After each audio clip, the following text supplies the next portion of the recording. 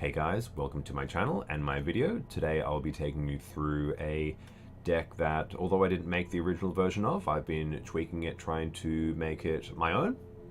So this is a Grixis Dragons deck. So as you can see here, the main card in the deck is Niv-Mizzet Parun. Niv-Mizzet is obviously incredibly powerful. If you untap with Niv-Mizzet, it's very difficult to lose.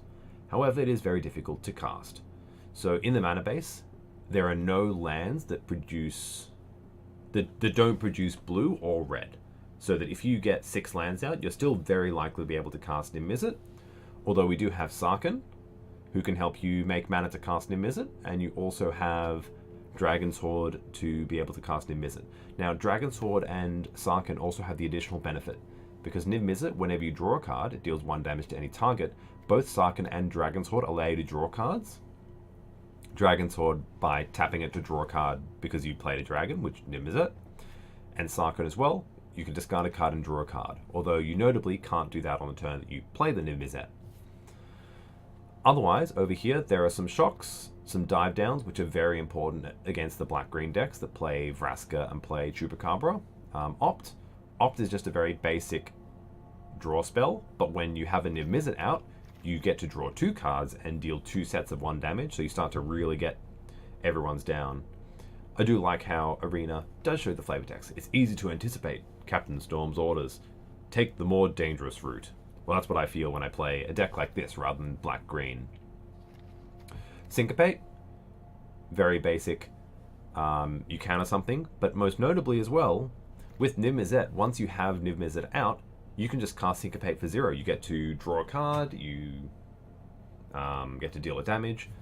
Generally, I almost never keep Syncopate up, because at that point in the game, my opponent has lots of mana, and I just fire off spells left, right, to get all those draws, to get all those pings in. Now, with this deck, I've been doing incredibly well on Arena. I'm not sure how that would translate to a Magic Online metagame, but I'm going to extend that to you viewers by taking you through a competitive standard league. I'll quickly go through the sideboard. It's mainly just thrown together, so there's some Duresses, Arguel's Bloodfast for control mirror, well, control matchups, Moment of Craving, Fiery Cannonade, Thief of Sanity, Beacon Bolt, Rekindling Phoenix. Now, some cards are very basic. Duress you bring in against control. Moment of Craving you bring in against aggro.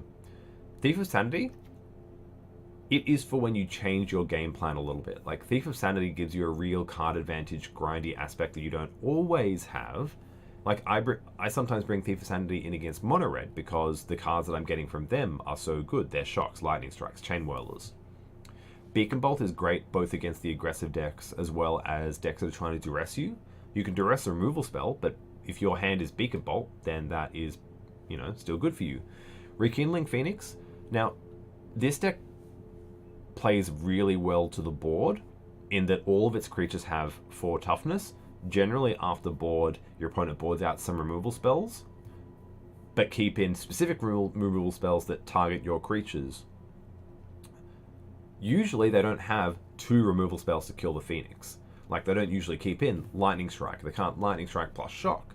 They'll have to spend their whole turn using a Vraska's Contempt or something like that. So often I bring in Rekindling Phoenix against a matchup like that. Now, without further ado, I'm going to jump into the matches, and you can hopefully see how it goes.